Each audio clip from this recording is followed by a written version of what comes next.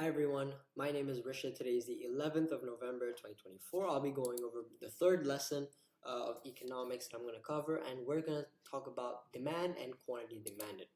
Now, quantity demanded refers specifically to the amount of a product consumers are willing and able to buy at a given price point at a given time.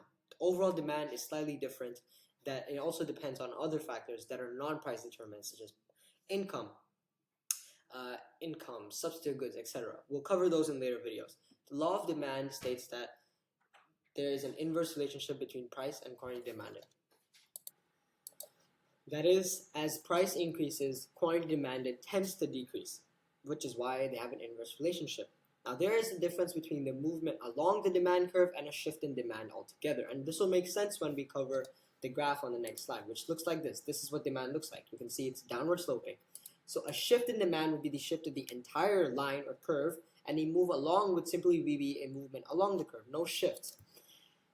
A shift occurs when factors other than price change. For instance, if consumer incomes rise, then people may demand more of a product since their buying power increases.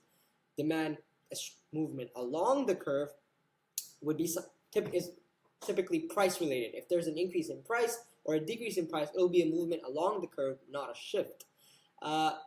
Real world examples: if the price of a smartphone decreases, consumers will increase the quantity demanded. Whereas if there's an increase in consumer income, the demand is in the whole curve would shift because there's more buying power. There would be a shift to the right.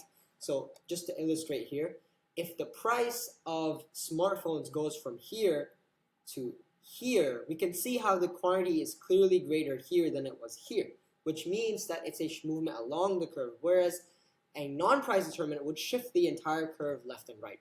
Now that's all for this video, a very quick overview of demand and quantity demanded. That's all for this video. Thank you for watching, enjoy, and I will see you in the next one.